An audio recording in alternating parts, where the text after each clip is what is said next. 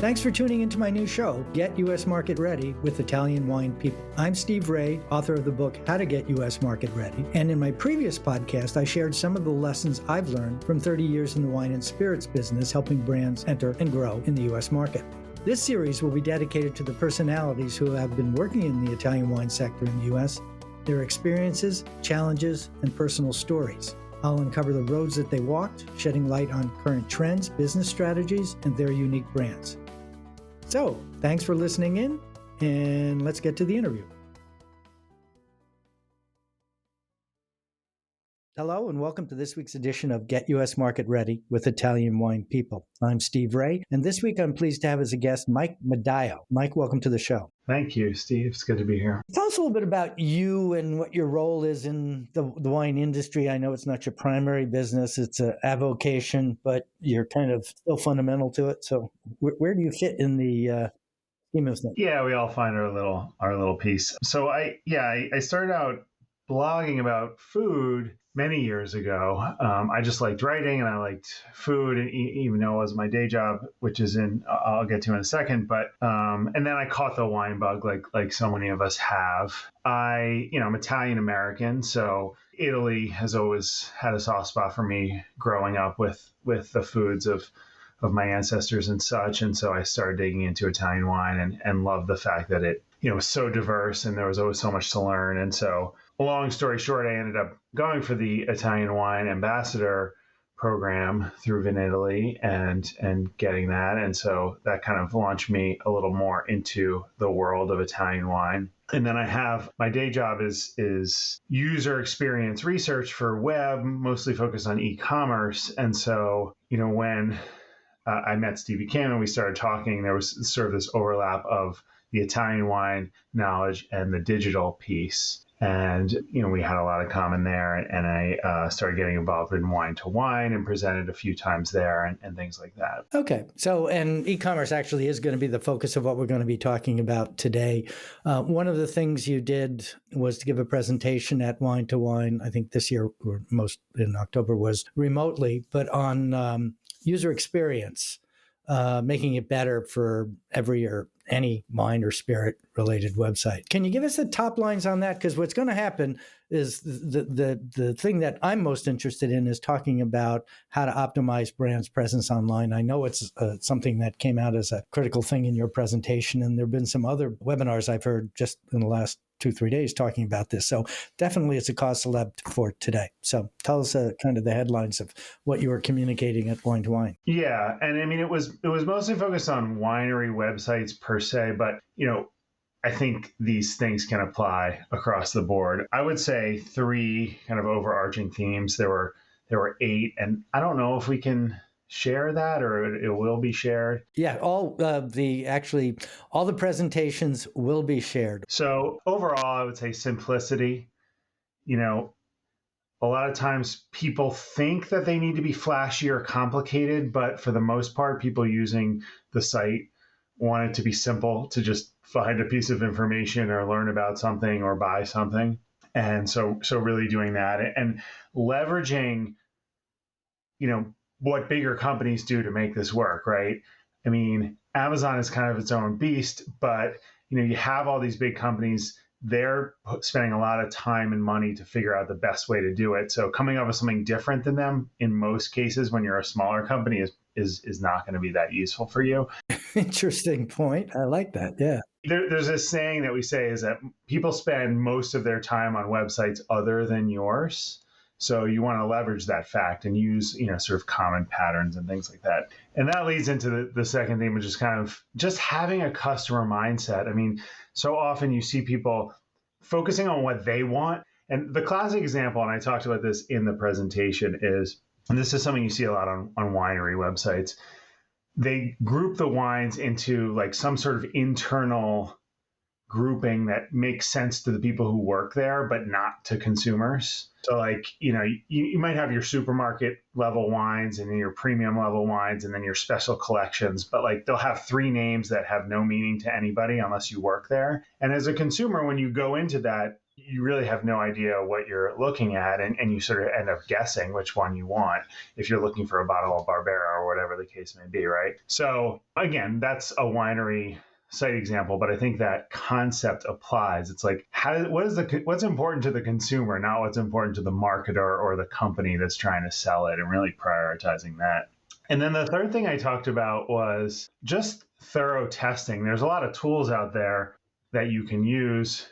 Google, Google has a number of site performance tools. Just the internet itself, going out there and testing and looking at the experience in a lot of different ways. And that's something that we can do for free, basically, to just at least understand what people who are looking for information on our business are experiencing. Great. Okay. 3 pretty compelling ideas, which is just do it the smart way, I think is the way to think it. Don't try and be different just to be different.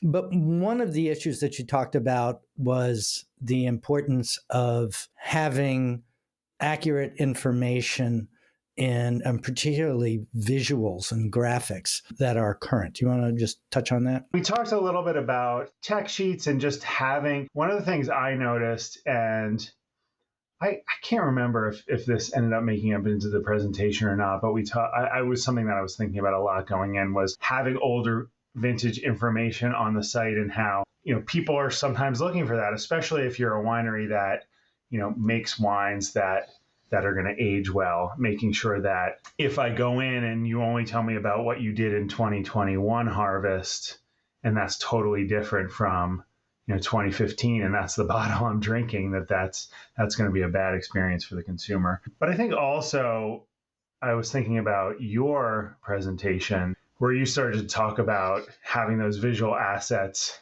out there, right? So that any sort of aggregators or sites that were using them, right, would also have access to that. Like Wine Searcher or... Yeah, perfect example. I saw this after we talked to kind of prepare for this conversation. I saw this tweet from Polly Hammond, who does another one, complaining about wineries having like tiny bottle shots and not having a nice big shot of the bottle that could be used in a variety of different ways. Like if you make it really small, it can only be used in a space where there's a small image. But if you make it big, you can use it. You can make it small, or you can use it big. And so that's just a good example. And I was thinking too, like nowadays with the phones we have, even if you're just shooting it with an iPhone, it's going to be big by default. So someone had to work to make it that small, right? And difficult to see. Yeah. Yeah, exactly. Okay. So a lot of our listeners are imported wineries or deal with imported wineries. And do you think the rules are any different for imported brands versus domestic brands? I would say probably not. One thing that as someone who researches user experience, I've researched in the US, of course, but in a lot of places in Europe as well. And usability is basically usability. So these things don't really change as you go across. I mean, there are cultural differences, obviously, in what's important, but in terms of using a website, usability tends to be usability. So have an English version. Again, that may be the basics. I mean, obviously that as well. And I think that going back to what I was saying before, with doing the testing, like one of the keys, and I talked about this in my wine to wine thing, is make sure that you're testing people using your site starting at Google in the language that you're supporting. So if it's English and Italian, or if it's English, Italian, and, German, or, whatever, but you want to start at Google in that language, right? Because there are actually differences. And I found websites where they have an English and an Italian version, but for some reason, the English version isn't indexing in Google. And I'm thinking maybe the people in Italy who are testing it are just testing it on the Italian version of Google, and they say, oh, we're indexing great. But if you go to the English version of Google, you're not indexing great. And all of a sudden, then you realize you have a problem. Then you have to figure out how to fix the problem. But, knowing the problem is obviously a good starting point. Okay, so let's take this back a couple of screens, scroll back, so to speak. And I think that the fundamental issue that's on my mind, and I was just listening to a interview of Borkhard Nessen, who is the analyst for Rabobank, by Jeff Carroll of Avalara, talking about selling brands through e-commerce online. They made the same point that I made in my presentation at Wine to Wine, is that the most important thing that wineries have to do, must do, is to make sure that their content is optimized online. And what I mean by that is there's a lot of, you call them aggregators, consolidators, whatever you want to call them, Vivino, Wine Searcher. In fact, in the list, I gave the top 7. Most wineries spend a ton of time and a fair amount of money designing labels, because that's the one thing that's going to differentiate how their brand is perceived by consumers at the point of purchase. The reality is we live in a digital world, and quite often the first thing that a potential consumer might see is not the physical bottle in the store, but a representation of that bottle on some source. So it could be Vivino background, Vine Pair, it could be Reserve Bar for spirits, it could be Wine Searcher for, I think, most categories. And you want to make sure that, the pictures are current, accurate, they are high resolution, they are available in multiple formats, so someone who needs to play with it can, vertical as well as horizontal aspect ratios, that if you've got logos and bottles, that you have it both available on a black background and a white background. So once again, that somebody can play with it. And then also have all the information that you need, like current scores as well as vintage scores for older SKUs, tasting notes, critics reviews, pairing information, that kind of stuff. A comprehensive suite of information that's easily accessible, so that it resides in Drizzly, Vivino, or Wine Searcher. And then all of these other sites, whether it's an individual retailer's e-commerce site, can scrape that content and then use it. So you're in control of this. It doesn't cost a lot of money.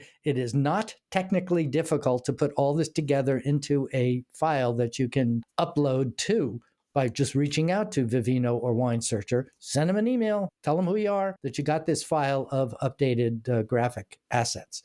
Can you comment on that? Yeah, so 2 thoughts. I mean, one is that thinking about, again, going back to this consumer mindset, right? I'm a consumer. I go to a website, whether it's Vivino or Wine Searcher or, Joe's Wine Shack, and I see a wine that maybe has some interest to me, and there's a really poor bottle shot or label shot. It looks really grainy or bad, or there's no description at all of the wine. There's no ratings. I'm not going to buy that wine, right? And so if you're the owner of that information, you can't say, well, that's Joe's Wine Shack's problem, right? Because you can go out and you can get Joe's Wine Shack that information. And so the other thought I had is that, it may seem daunting if you're in a lot of countries, right? I mean, if you're in Italy and you're selling all over Europe and in the United States and maybe in Russia and other places, there's a lot of places that you could look at. But think of in the old days, if you had to travel to every wine shop to see what your wine looked like on the shelf, that would cost you millions of dollars or euros or whatever I should say. But now you can do that all from Abruzzo or wherever you are, right?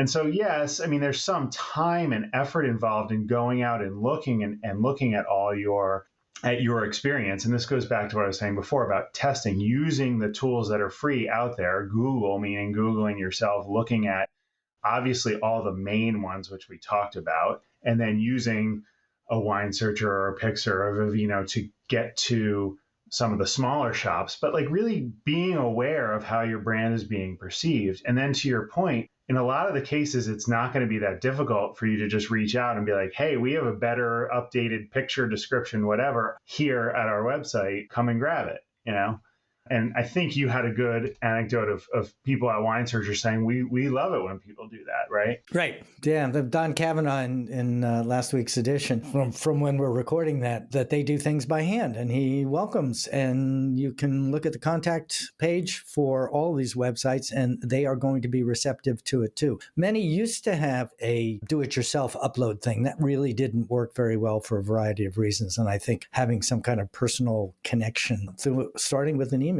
is a great way to do it. I think the other piece of it is, so the burden falls on the winery, or the spirit producer. But I think importers and distributors in the United States play a role and have a responsibility to make sure that if they're carrying those brands and those brands are not represented correctly on e-commerce sites that they're through the system that they're selling, to bring it to the attention of the brand to fix it. It's not the importer's, well, maybe it is the importer's job, depending if they're a, agency brand importer, but it's definitely not the distributor's job. And they're not going to assign their personnel to do it.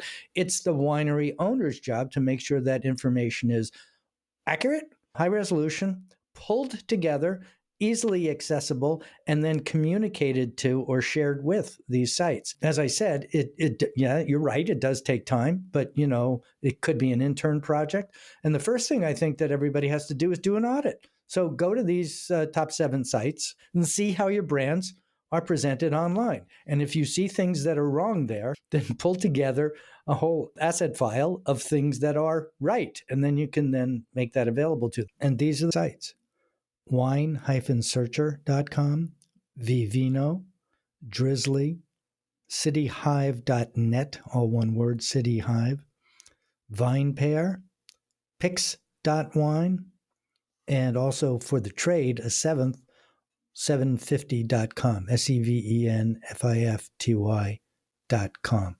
You spend so much time developing labels and communicating, or hoping to communicate to consumers, when the actual way they're going to interact with your wine these days is through a cell phone first. It's that simple. It's no longer going to be on the shelf. Recently, I've noticed a fair amount is that, wineries are updating their labels, right? Doing some sort of rebrand, modernizing their labels a bit, which is great. But then you go onto these other sites and it still shows this old, outdated, kind of not that nice looking label. And it's like, if you're going to spend, I'm sure they're spending time and money to make those new labels and kind of have that rebrand look beautiful, right? Make sure that someone who finds your wine on a different site is going to experience that new brand that you put so much time and effort into. So here's the question I have. I mean, I've been on this podium and I've been, shouting this from the rooftops. Other people are saying the same thing. The sites themselves want better content. They know that too. Why don't Italian wineries do this? If I had the answer to that, I feel like I could. But I mean, again, I think if I were to guess, I feel like I would say it's because they feel like maybe they don't have control over those things, right? But I think what we're saying here is that you don't necessarily have control over what some other website does with your information, right? But at the very least, you can make sure that you're aware of how your brand is being presented across all these times and taking the time to do that. And again, I mean, it does take time, right? To your point, maybe it's hire a young kid from the area who can help out and is really savvy with this kind of stuff or something to help. Yeah, I'd say just walk out to the road and grab the first 18-year-old that you see and ask them if they want a job to do this.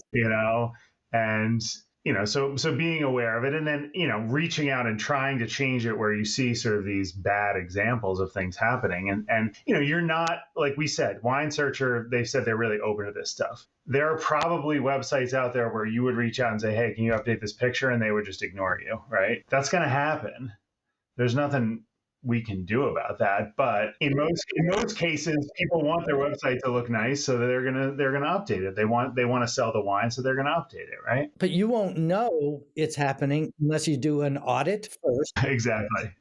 And a follow-up evaluation to see if it has been changed. And then maybe you take a second course in terms of how to get that entity to include the right information. One of the excuses I see a lot is, the big wine companies like Gallo and Constellation here in the United States, they have a lot of in-house tech resources. And what we're really focusing on here is the smaller and mid-sized businesses who do not. And it seems to be a lot of them just throw up their hands and say, hey, I'm too busy making wine. I'm too busy doing this. Well, if you're too busy to proactively market and sell your wines, why are you in this business? Because at the end of the day, if it doesn't sell, no one's going to be making any money. And the control of sales is not the burden of the importer and the distributor, but it's a shared burden of the three of you together, each contributing their part. So I think it's really critical that individual wineries take on this responsibility and not use the excuse, oh, we don't have the time, we don't have the resources,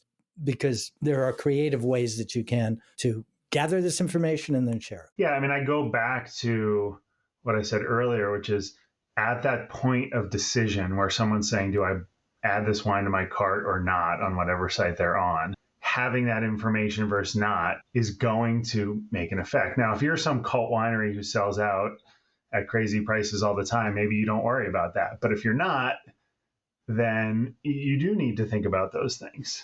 And it does make a difference to the bottom line. I think it's more than just think about it. This becomes a primary tactic for your marketing strategies in the United States. If you aren't optimized online, you're giving up.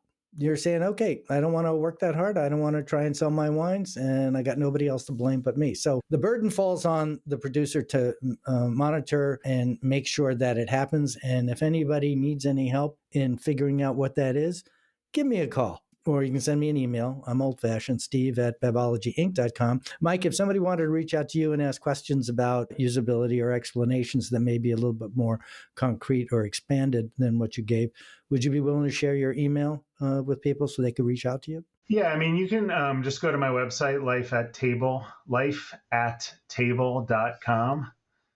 And there's a contact form on there. It's mostly my writing stuff, but, you can contact me through that as well.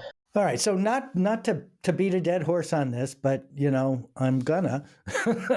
Well, here's the point. The interview I saw the other day with this Burkhard Nessen from Rabobank did the quantitative analysis. He said 95% of the wineries that either he's aware of or that he works with do not do an adequate job of optimizing how their brand appears online.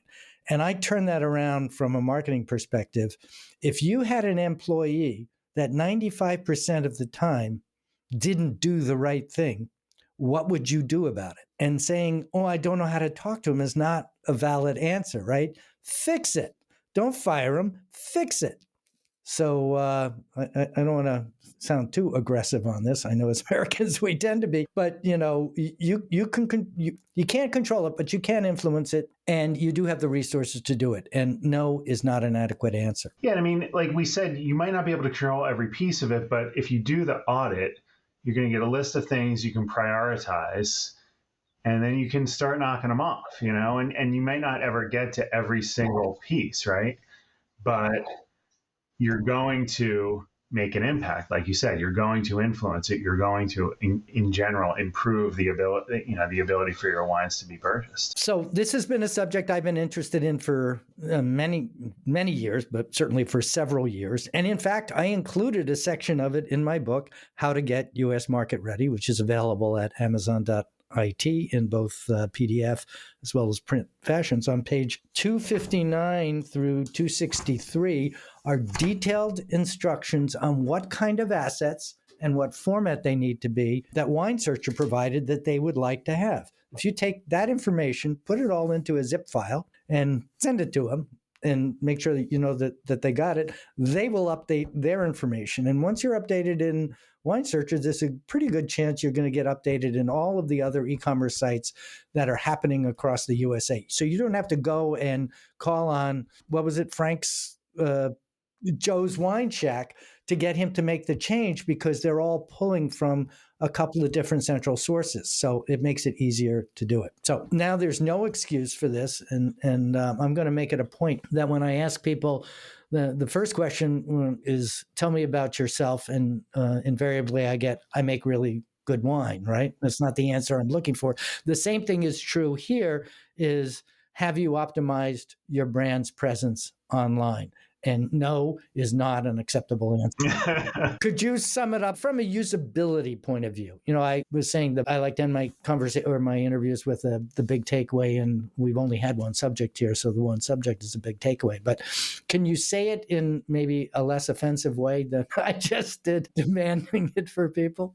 As a user, as a UX guy. Yeah, I mean, I think it's just, it's about taking ownership of the experience, right? And so there's so much of it, I think, that we're establishing here. There's so much that you can actually control and influence. Even on sites, sorry, there goes my dog. Even on sites that you don't own. I mean, obviously there's your own website that you own, and you should watch my presentation on. Yeah, I mean, so I think it's two things. So one is obviously, again, having that consumer mindset always and thinking like, what is the consumer assuming? What does the consumer need to understand and know, right? And then really saying that, yes, there are going to be some things that are out of our control. There are lots of different websites that might sell our wine or whatever, but there's so much that you can control, and it's really just effort, right? There's not a big financial investment. There's not a big technological investment. Like, you don't need to be super tech savvy. You just need to go and look and identify that this is not representing my brand properly. Right. And don't blame the importer. Take the responsibility and fix it yourself. I mean, I think you had a good point earlier about the importers. There are importers who have great sites that have a lot of information. Sometimes when I'm looking for a wine, I end up on the importer site and not the winery site. And that's awesome if your importer does that.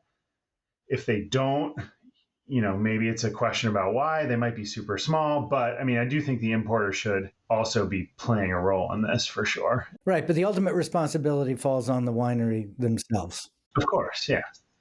But I mean, everyone who wants to sell the wine can do this, right? And let's not get in our own way. Right, exactly. Okay, so a big shout out to Mike Madaio for joining us today and sharing in this passion I have for optimizing a brand's presence online.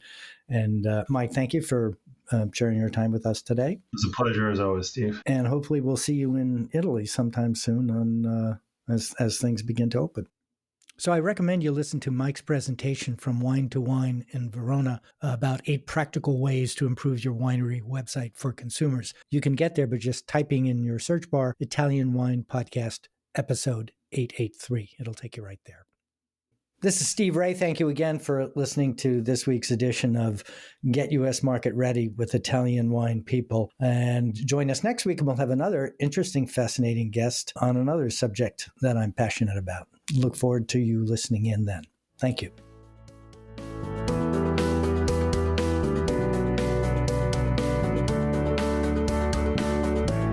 This is Steve Raye. Thanks again for listening on behalf of the Italian Wine Podcast.